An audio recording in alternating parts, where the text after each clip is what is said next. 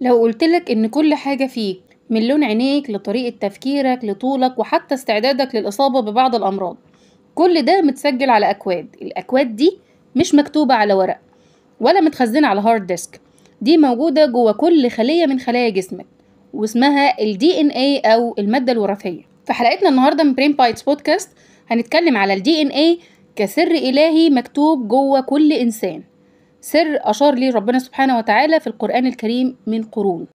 ال DNA هو اختصار لكلمة ديوكسي رايبو نيوكليك أسيد، ودي عبارة عن جزيئات ضخمة جدا بتحمل المعلومات الوراثية الخاصة بالكائنات الحية كلها من أول البكتيريا لحد الإنسان.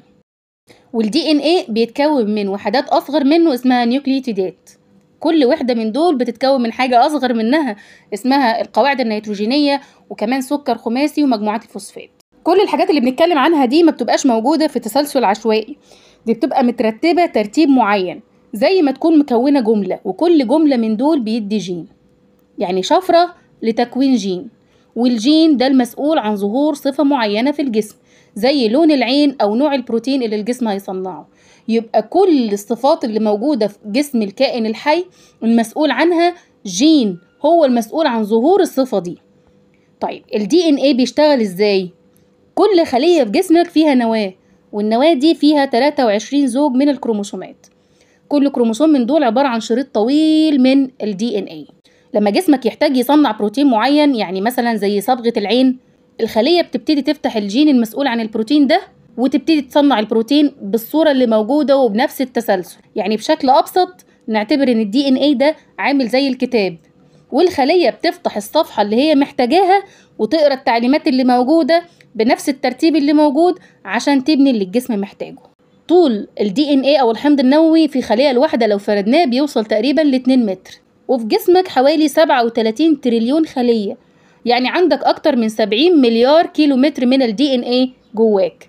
99.9% من ال DNA عند البشر بيكون تقريبا متماثل، لكن اللي بيخلينا مختلفين عن بعض هو 1/10% بس. وبالنسبة للمرجعية الدينية ففي أدلة كتير بتؤكد الكلام ده. في سورة الحج بسم الله الرحمن الرحيم: يا أيها الناس إن كنتم في ريب من البعث فإنا خلقناكم من تراب ثم من نطفة. والنطفة هنا هي بداية تكوين الإنسان، وهي البويضة المخصبة اللي فيها بالفعل دمج للمادة الوراثية من الأب والأم. يعني في اللحظة دي بيتحدد نص ال DNA من الأب مع النص اللي جاي من الأم، ويبتدي في تشكيل الخريطة الوراثية الخاصة بالجنين. وفي سورة المؤمنون بسم الله الرحمن الرحيم: ثم جعلناه نطفة في قرار مكين. القرار المكين هو الرحم، وده اللي بيتم فيه حفظ وحماية الشفرة الوراثية، بيتم كمان نسخها ملايين المرات أثناء الانقسامات الخلوية. وفي سورة الذاريات بسم الله الرحمن الرحيم: وفي أنفسكم أفلا تبصرون.